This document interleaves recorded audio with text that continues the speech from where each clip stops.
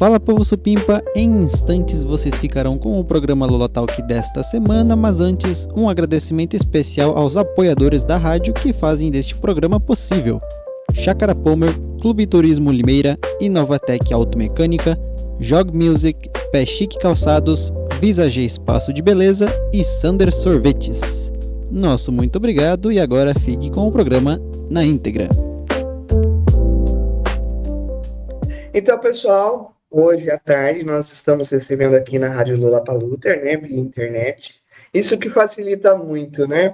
Essa questão da internet, ao mesmo tempo que ela facilita muito, mas também pode causar alguns probleminhas aí, né? Nós vamos conversar com o pastor Jonas de Valinhos. Eu vou pedir para ele se apresentar, falar um pouquinho sobre ele. E nós vamos falar sobre um assunto que sempre a gente fala. Não é a primeira vez que a gente fala a respeito desse assunto no Lola Talk, mas parece que sempre de novo ele vem à tona e a gente sempre tá lembrando. A questão do Setembro Amarelo, né? A questão de depressão, suicídio, enfim, uma série de coisas. Jonas, agora é com você. Se apresenta aí para nós. Boa tarde, Márcia. Boa tarde, João. Boa tarde, os ouvintes da rádio. Em primeiro lugar, é com muita alegria que eu recebi esse convite para estar aqui de novo. Na outra vez eu tive com a pastora Elf, então muito me alegra poder participar, enfim, dividir esse espaço também com outros colegas, enfim, com a comunidade de Pires. Bom, eu sou o Jonas Enkner Bayer, sou pastor da comunidade de Valinhos, tem 2 anos que eu estou aqui. Sou ordenado pastor da SLB desde 2012, já fui pastor em Uberlândia, Minas, já fui pastor lá no Rio Grande do Sul, em Cachoeira do Sul, fiz o PPHM lá em Brasília, Distrito Federal, e agora estamos por aqui no Sino do Sudeste. Tenho 38 anos, sou casado com Caroline, tenho um casal de filhos, a Marina e o Matheus. Torço para o Grêmio, mas também não ligo muito para o futebol, então é isso aí, esse sou eu. Você precisava ver a cara do João ali já. Tá? Ainda bem que ele não liga muito para futebol, porque o Grêmio tá meio mal das pernas. Ah, sinto muito. O João acompanha toda a questão de esportes, essas coisas, porque de segunda-feira eles têm um programa de esportes também aqui na rádio, né, João? Um programa muito perigoso de se ouvir, inclusive. Tá bom. Então vamos lá, Jonas, é com você. Bom, a Márcia já trouxe a questão do Setembro Amarelo, e de fato no início do mês, a ISLB lançou um vídeo, inclusive, onde aparece a pastora Joyce, conhecida de todos nós, né? Minha colega de turma e também foi pastora lá na comunidade de Ribeirão, né? E agora, então, capelã do Hospital Oswaldo Cruz. Ela justamente traz uma rica reflexão para nós, enquanto igreja, sobre o Setembro Amarelo. E eu acho que tem elementos no vídeo e na fala da pastora Joyce. É um vídeo bem curtinho, de 2 minutos, mas que não pode passar desapercebido pelo nosso olhar, né? Para introduzir, talvez, essa questão do vídeo, tem um pensamento de um escritor norte-americano que eu queria compartilhar com vocês. Numa reflexão sobre a vida, ele disse o seguinte: mais do que a própria guerra, o que realmente importa é quem esteve ao nosso lado na trincheira, né? Então, talvez mais do que o resultado de ganhar ou perder, é saber quem caminhou, quem caminha ao meu lado. Quem segura na minha mão quando eu tenho medo, né? Quem me dá colo quando a tempestade se anuncia lá fora? Quem me ouve? Quem me acolhe quando a ansiedade toma conta do meu coração e da minha vida, né? E volto a dizer, mais do que dar certo ou dar errado, mais do que ganhar ou perder a guerra, talvez o mais importante da vida é quem dividiu com a gente esses momentos, né? É ali que se consolidam amizades, é ali que a gente ganha fôlego, é ali que a gente divide a vida. Na sua alegria e na sua angústia, ter alguém para dividir as coisas. Eu fico muito feliz, em primeiro lugar, que a gente, enquanto igreja, tenha no nosso horizonte a reflexão do Setembro Amarelo. né?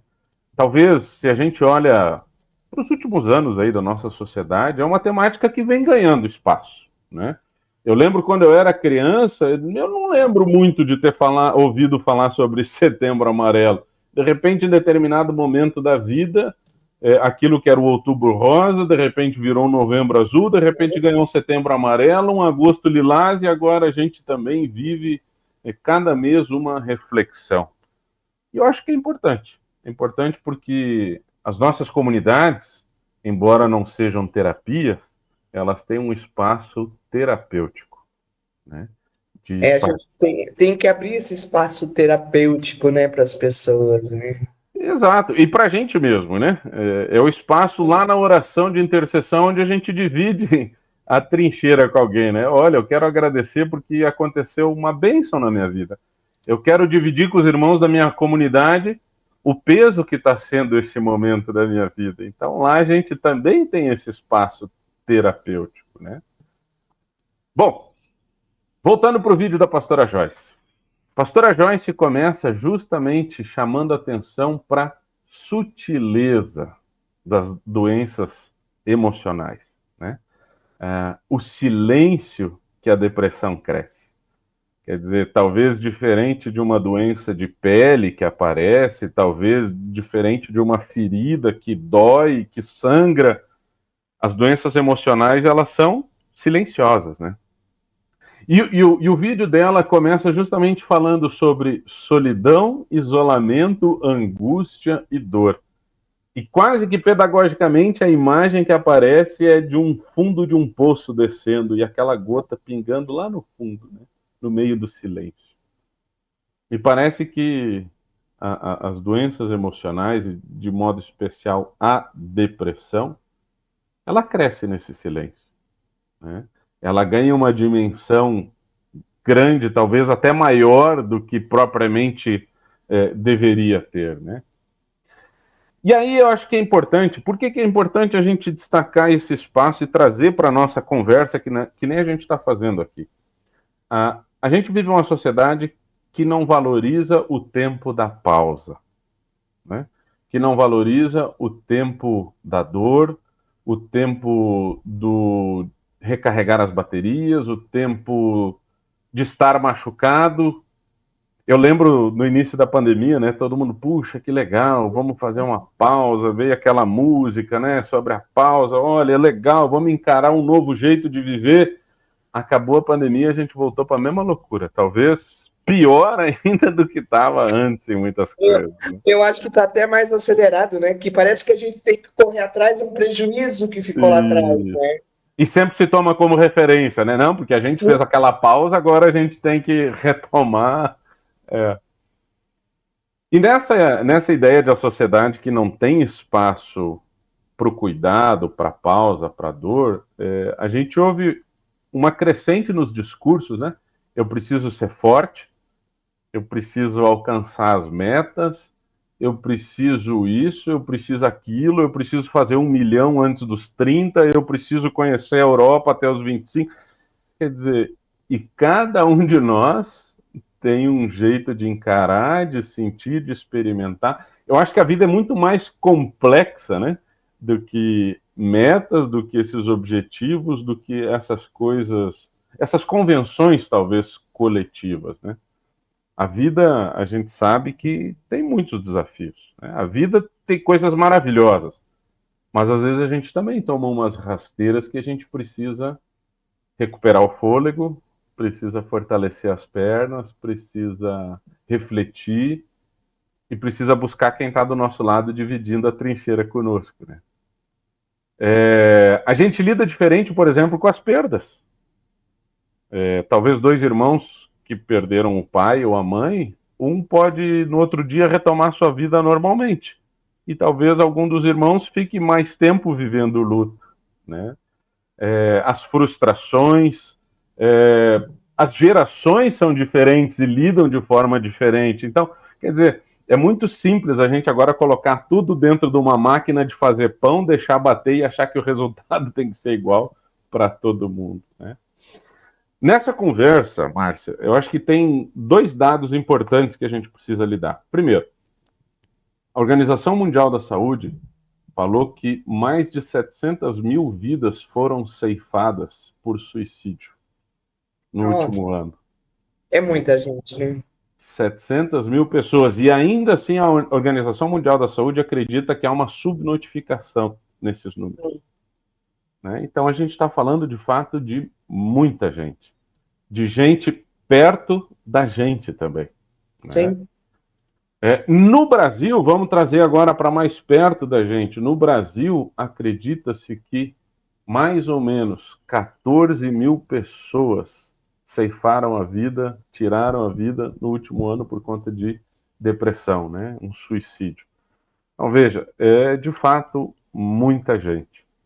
E eu acho que a gente tem um chamado muito claro enquanto igreja. Se Deus nos chama pelo nome, se Deus nos fez com amor e carinho, se cada um de nós é uma figurinha, eu costumo dizer, uma figurinha única dentro desse álbum, talvez, e que não pode ser repetida, de fato me parece que a gente tem um chamado claro para cuidar dessa vida.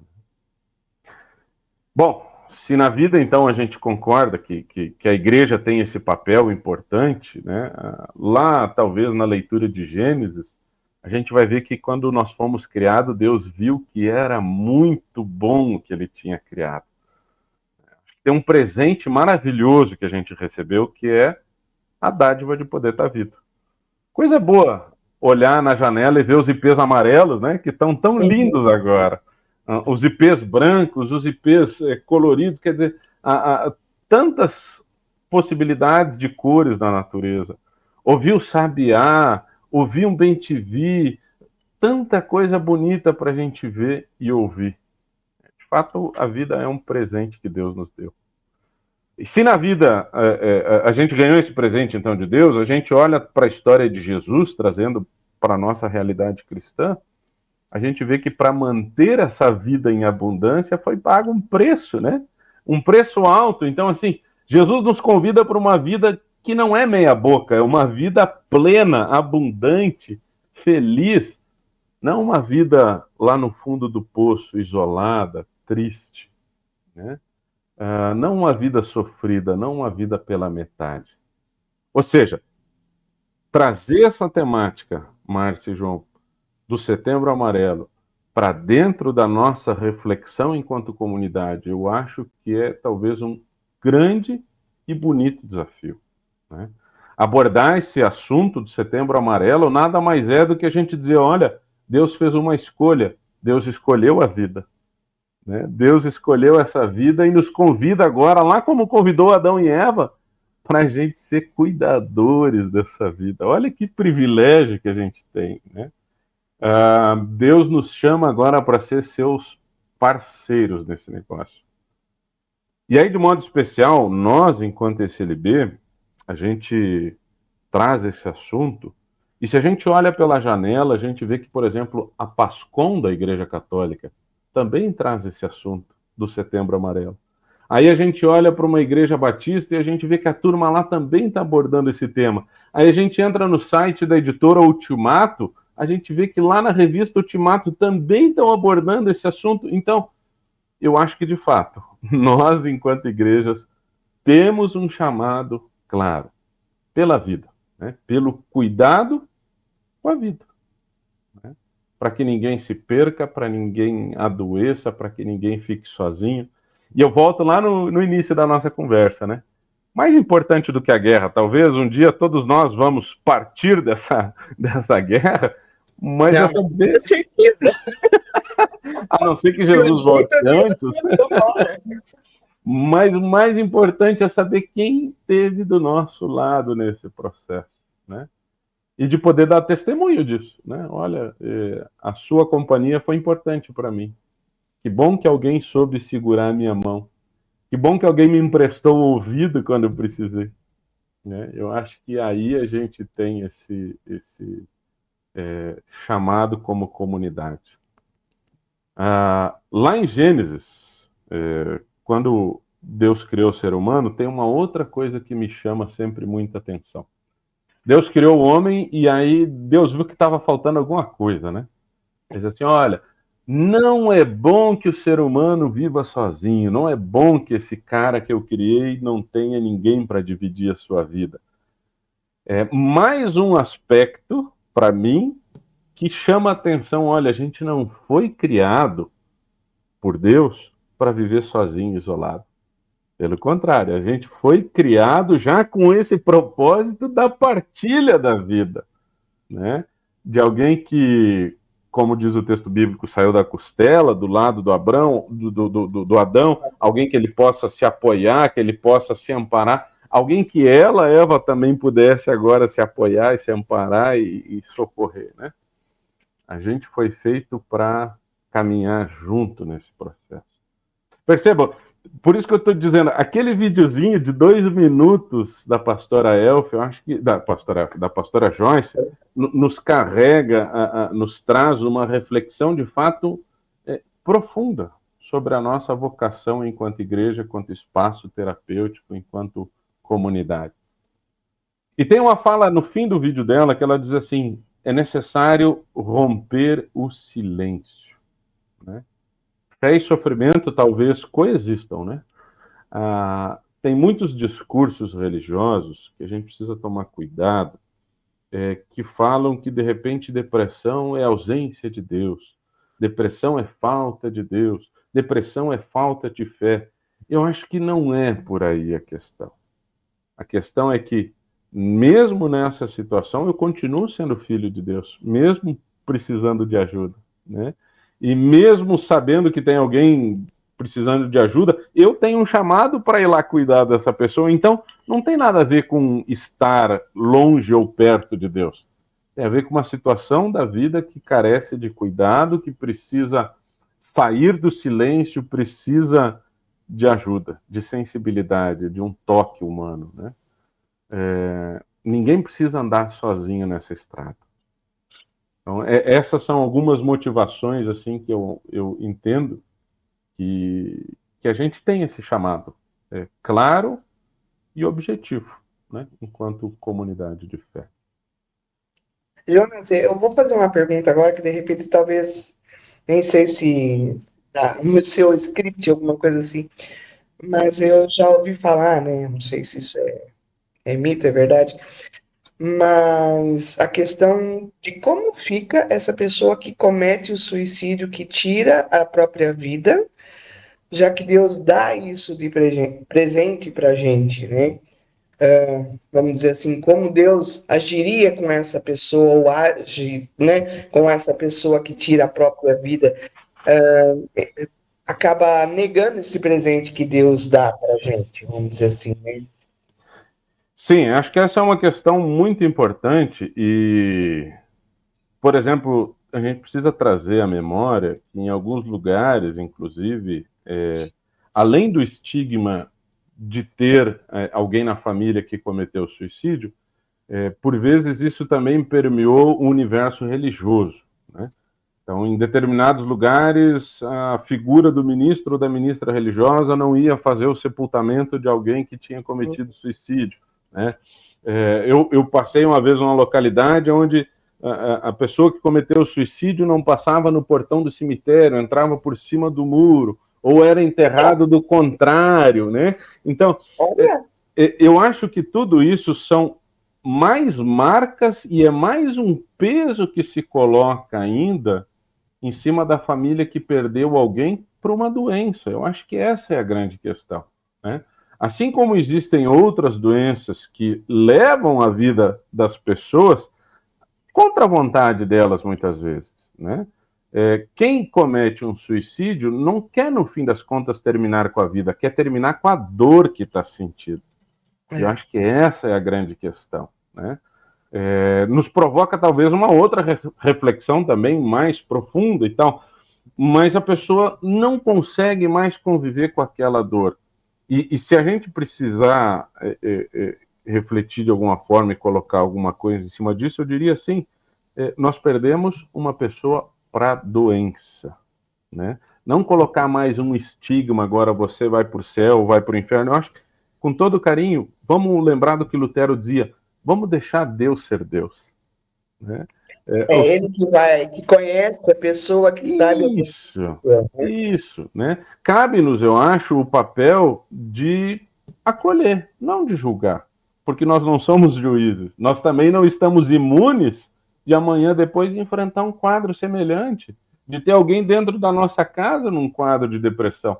Então, a gente precisa, parece talvez um pouco enfadonho, mas assim, a gente precisa trazer um pouco mais de humanidade de novo para os seres humanos. É, Né? Mais cuidado na relação, menos juízo, né? Eu insisto nessa ideia, eu acho que a gente tem um chamado enquanto igreja, como diria o ex-presidente, o pastor Nestor, ele sempre falava da igreja do cuidado. Eu acho que é esse o nosso chamado, eu concordo plenamente. Uma igreja que acolhe as pessoas machucadas, as famílias enlutadas, e que ali anuncia a graça, ali anuncia o perdão, ali anuncia a reconciliação, né? E vamos confiar que Deus vai continuar sendo Deus da graça, do amor, do cuidado, né? Isso compete a Ele. Emendando talvez na tua pergunta, Márcia, eu quero contar para vocês uma coisa que aconteceu. Duas coisas. Esses dias nós tivemos aqui no Lar Luterano Belém o seminário Missão na Metrópole, né? uhum, E teve um momento muito interessante no domingo que foi de intercâmbio entre as comunidades, né? Acho que sim, vocês receberam o pastor Rudolf von Zinner aí, né? sim. E o pastor Marcos E também. o pastor Marcos. Nós recebemos aqui em Valinhos o pastor Éder, lá da paróquia norte do Rio de Janeiro. E nessa conversa, nesse intercâmbio, nós aproveitamos para fazer uma apresentação das duas comunidades. A gente apresentou para a paróquia Rio de Janeiro as nossas alegrias, as nossas tristezas e o nosso contexto. E eles apresentaram para nós o contexto deles, as alegrias e as dificuldades. E nessa reflexão, o pastor Éder trouxe o texto bíblico de Gálatas 6:2, que fala que a gente tem que dividir as cargas uns dos outros, né? E foi muito interessante que uma das pessoas, quando ouviu o relato lá da presidente da comunidade e da paróquia, lá do pastor Éder, alguém disse assim: nossa, mas os fardos de vocês são muito mais pesados do que os nossos. E aí o pastor Éder disse, mas acho que a gente precisa voltar lá no texto bíblico, porque o texto bíblico não fala que tem carga mais pesada e carga menos pesada. O texto bíblico fala que existem cargas. E essas cargas precisam ser divididas. Ou seja, eu volto a dizer, cada um experimenta as dores da vida, as cargas da vida de um jeito. Aquilo que é leve para mim pode ser pesado para vocês, aquilo que é pesado para vocês pode ser leve para mim. Então, nós temos um chamado para dividir. Ponto final. Ponto final. Né? Dividir isso que pesa. E aqui eu quero contar uma segunda historinha. Quando eu estava preparando esse material para a gente conversar e sistematizando, eu não lembrava que texto bíblico o pastor Éder usou. Eu preciso confessar esse pecado. Eu fui lá no Google e perguntei para o Google, né? Google, qual é o texto bíblico aí de dividir as cargas? E quando eu escrevi a palavra dividir, quando eu escrevi as primeiras 3 letras, na verdade, D e V, apareceu lá no Google, a primeira opção que ele deu foi dívida ativa. Ai, A segunda opção que ele deu foi dividendo. E aí eu continuei escrevendo quando eu botei dividir. A primeira opção depois da palavra dividir era dividir a fatura do cartão de crédito, dividir os bens numa separação. E aí eu disse, não é nada disso que eu quero, né? E aí quando eu escrevi, então, dividir as cargas, depois apareceu. Por que eu estou contando essa historinha? Porque é exatamente isso, e quando eu falo que a gente vive num mundo que não tem espaço para dividir as cargas, o Google não deu essa opção. Deu dividir lucros, deu dividir despesas, deu dividir bens, e lá por último é que veio aparecer dividir as cargas uns dos outros. Olha só, né? Eu acho que, de fato, a gente tem aí um chamado para dividir, para partilhar, né? Para prestar atenção em quem está do nosso lado dentro dessa trincheira, né? A fala da pastora Joyce, ela termina dizendo o seguinte: cuidar é um ato de fé. E olha que força que tem isso. Cuidar é um ato de fé. E aí eu penso, talvez, na nossa história enquanto igreja, abrindo agora o horizonte, além do Setembro Amarelo, né, olhando para a história da nossa igreja. Por que surgiram as escolas? Porque cuidar da educação é um ato de fé. Por que surgiram os hospitais? Porque cuidar é um ato de fé. Por que surgiram os ancianatos? Porque cuidar é um ato de fé. Por que se ocupar com o Setembro Amarelo na igreja? Porque cuidar é um ato de fé, né? Talvez no mundo, assim como mostrou a pesquisa do Google, o espaço para o cuidado e para dividir as cargas não seja grande, né? Mas cuidar é um gesto genuíno que brota dessa fé. Assim como Deus cuidou da gente, assim como Deus estendeu a mão para a gente, assim como ele desceu e veio ficar do nosso lado nessa trincheira em Jesus Cristo, assim também a gente tem esse chamado, né? Essa vocação. Então, acho que esses são alguns pontos que precisam estar no nosso horizonte. Abordar a vida com o devido cuidado, com o devido carinho, lembrar que cada pessoa é única, lembrar do nosso papel. A igreja não substitui terapia, a igreja não substitui psicólogo, a igreja não substitui psiquiatra, mas a igreja é um espaço terapêutico, onde eu posso tratar também das minhas dores, né? Onde eu posso dividir as minhas cargas. Então, esse é um pouquinho assim do que eu acho, que eu entendo a partir da nossa teologia, e de modo especial do nosso chamado enquanto luteranos, né? De não lidar com leveza. Isso é falta de fé. Isso é um problema individual que você tem que resolver. Não. Isso é um problema que nos atinge enquanto comunidade, saber que tem alguém doente, né?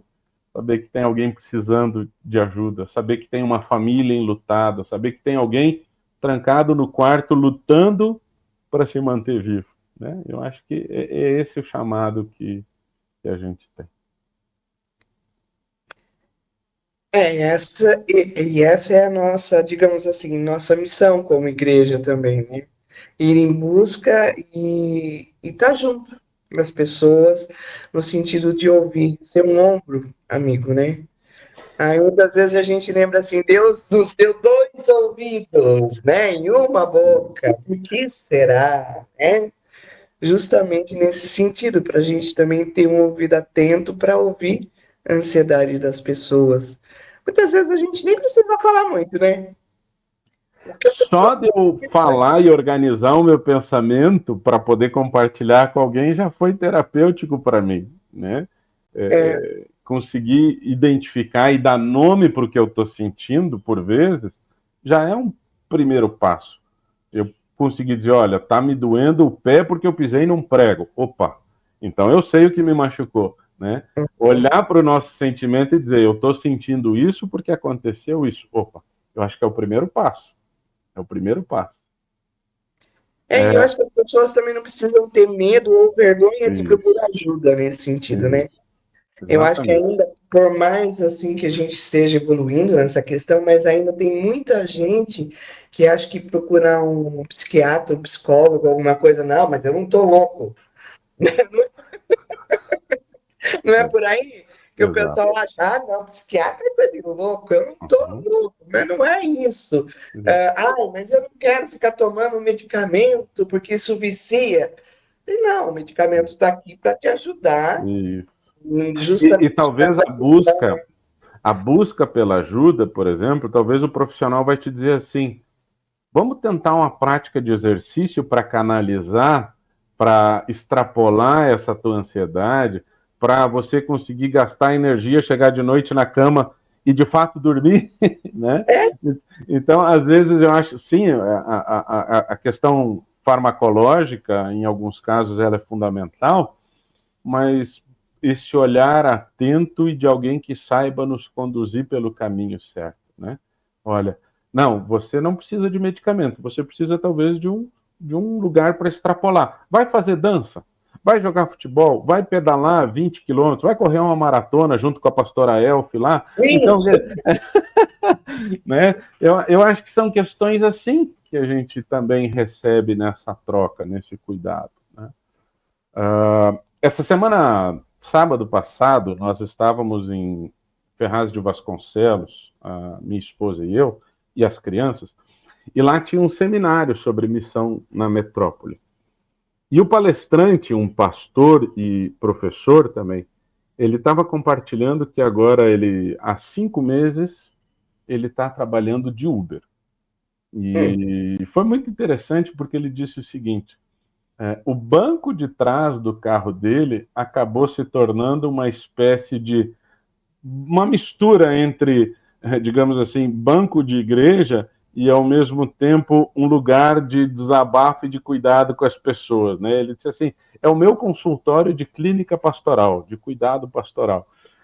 Então, ele estava falando sobre a experiência dele em São Paulo, uma cidade, a maior cidade aqui da América Latina, e a necessidade das pessoas de terem um lugar para poder falar do que elas estão sentindo, né? Quer dizer, a gente nunca teve tão cercado de gente e, ao mesmo tempo, tão carente de um espaço de cuidado. E aí, claro, ele... sozinho, né? Exato! Mas tão sozinho ao mesmo tempo, né? Exato. E aí ele trouxe essa experiência, ele disse, olha, o nosso papel enquanto comunidade cristã dentro de uma metrópole é esse. É de acolher, é de ouvir, é de abraçar, é de respeitar se a pessoa, ele disse assim, tem passageiro que entra e quer ficar em silêncio, e tá tudo bem. Né? Talvez seja só aquele momento que ele consiga ficar quietinho num canto. Isso, exato.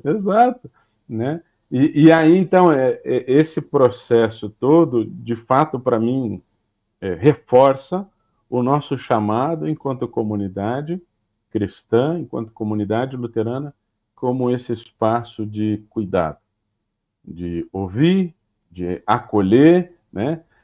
E aí até teve uma pessoa que disse assim, mas como a gente vai só ouvir sem perder a nossa identidade, né? Como justamente que você falou da relação dos 2 ouvidos e uma boca, como eu vou ouvir tanto e falar menos e ainda assim não perder a minha essência? E aí, sabiamente, ele disse, olha, mas diante de cada situação que Jesus encarou, que precisava de atenção e de cuidado, a primeira coisa foi, ele acolheu, ele ouviu, ele deixou quem queria chegar perto chegar, quer dizer, então, depois ele foi pontual, né? Depois ele foi, uma palavra, às vezes, cirúrgica, olha, a tua fé te salvou, bom, levanta e anda, né? Tá liberado, né? Tá curado, vai adiante. Então, claro, tem o espaço do acolhimento, tem o espaço da fala, mas certamente menos é mais, talvez, nesse processo. Né? O acolher é mais importante do que necessariamente ditar verbos, regras, normas, estatutos e tudo mais. Né? Volto a dizer, parece enfadonho, mas é dizer para a gente, olha, nós precisamos voltar a ser humano. Né? Atento à nossa realidade, né? Sensíveis àquilo que nos cerca. E eu não sei também, Jonas, de repente, deixar Deus agir nesse momento. Exatamente. Porque o Espírito Santo sopra como quer, né, Márcia? Do jeito que quer. Ele vai mandar pra gente em lugares que a gente nem imagina muitas vezes, né? Nem pensava, de repente, estar fazendo tal coisa ou o que está acontecendo. Mas, geralmente, é deixar que a coisa flua, que Deus haja, que o Espírito sopre sobre a gente nesse momento. Exato. Eu esses dias, aqui em Valinhos, já faz mais tempo que eu tenho o costume de entregar a Santa Ceia para as pessoas na hora do culto, e eu tenho o privilégio de poder saber o nome de todo mundo, né? Eu tenho o privilégio de ter passado por comunidades pequenas e de poder conhecer a história das pessoas, né? Seja lá em Ceilândia, seja em Uberlândia, seja aqui em Valinhos, com exceção do Sul, que eram 2.000 pessoas, mas eu tenho o privilégio de saber as histórias e os nomes das pessoas. E esses dias aqui em Valinhos, entregando então a Santa Ceia e dizendo: Fulaninho, esse é o corpo de Cristo dado em teu favor, Dona Mariazinha, receba o corpo e o sangue de Jesus. No fim do culto, uma pessoa me chamou do lado, emocionada, e disse assim: eu nunca tinha sido chamada pelo nome no momento da Santa Ceia. E a pessoa disse assim: eu me senti extremamente cuidada, não só por ti, pela sensibilidade, mas pelo próprio Deus, que lá no batismo me chamou pelo meu nome e disse: olha, tu é meu, né? Tu é minha. Então, e aí eu disse: olha, eu fico muito feliz de ouvir isso, que apesar de mim, o evangelho continua sendo experimentado e vivido, né? Então, eu acho isso mais um privilégio da nossa caminhada enquanto comunidade cristã, né? Aí nos Pires também vocês têm possibilidade de olhar para quem está no banco da igreja, sabendo: olha, essa pessoa está passando por esse momento, bom, aqui a seca bateu forte, então a gente precisa também ser sensível nesse sentido. Bom, aquela família está enlutada, então o que a gente pode fazer para acolher aquela família? Quer dizer, esse é um privilégio da gente também caminhar numa comunidade próxima, né? Dividindo de fato a vida com quem está do nosso lado, né? Mais do que simplesmente uma coisa: vou para o culto, rezo a liturgia e volto para casa. Não, acho que é mais do que isso, né? É compromisso, é ombro a ombro, é de fato dividir, né, a vida.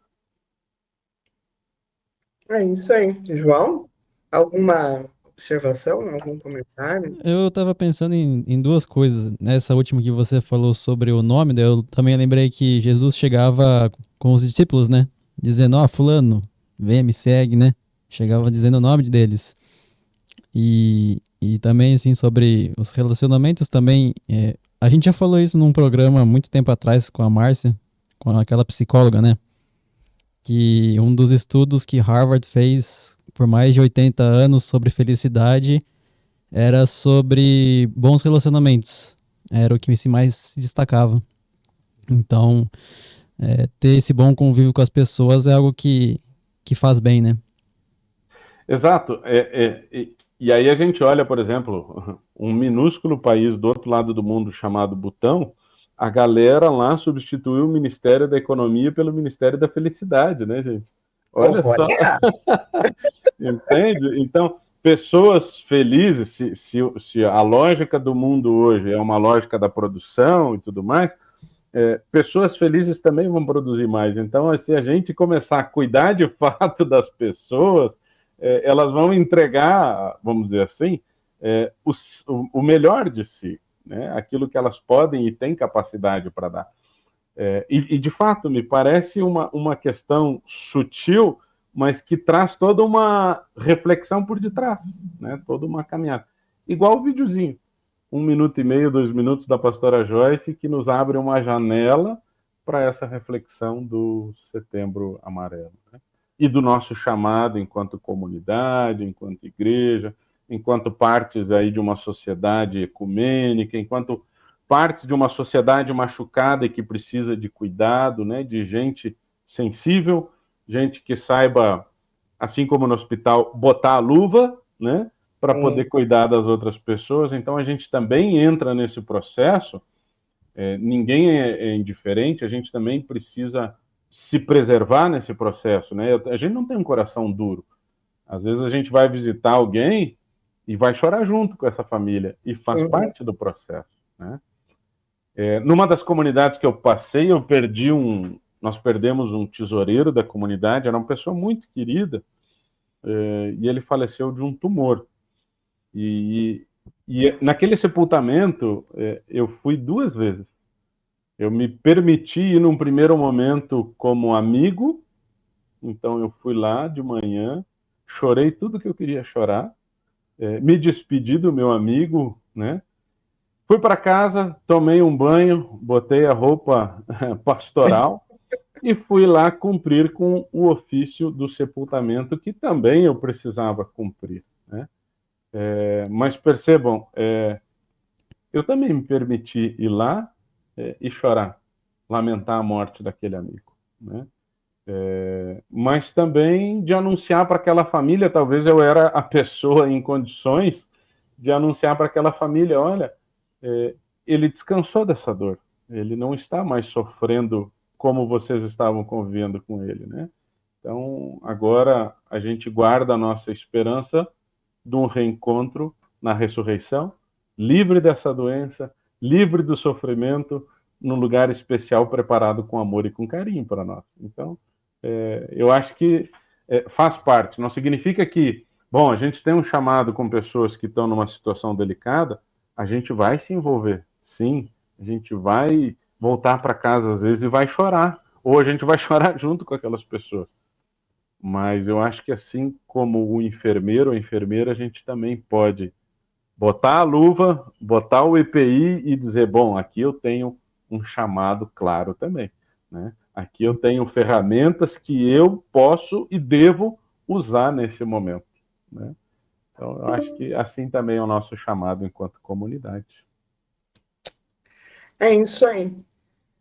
Jonas, o nosso tempo tá voando, como passa rápido o tempo, né? Gente, é uma loucura tudo isso. Mas, assim, eu vou abrir agora para suas considerações finais e depois eu quero agradecer a tua disponibilidade em estar junto com a gente. Eu diria o seguinte, nas considerações finais, em primeiro lugar, obrigado pela oportunidade de, primeiro, refletir o assunto dentro de mim para poder também compartilhar. Segundo lugar, que a gente possa, com toda a humildade, pedir para Deus, usa-nos como teus instrumentos, né? Faz na nossa vida, na vida da nossa comunidade, a tua vontade, que nós sejamos agentes de cuidado da vida. Me faz sensível diante da dor, não me faz indiferente, né? Que eu possa, de fato, olhar para a minha caminhada e dizer assim, obrigado pelas pessoas que dividiram a trincheira comigo. É isso, que a gente possa aí juntos seguir nessa missão. E é uma missão tão bonita, né? Tão bonita, com toda certeza. Com toda certeza. Jonas, eu agradeço a sua participação hoje com a gente aqui. Foi um papo bem gostoso, bem descontraído, né? Eu falo que eu não sou repórter, a gente não tem, né, João? A gente não tem aquela questão profissional, mas a gente adora bater papo. E Que batendo bom. papo, muitas vezes a gente cresce e aprende muito, né? Sim. Então foi muito especial ter você aqui com a gente hoje. Espero poder contar com você em outras oportunidades. Obrigado, Márcia. Obrigado, João. Tamo junto. Valeu, brigadão. João, quer falar alguma coisa? Não, vamos fechar que tá fechando bonito agora.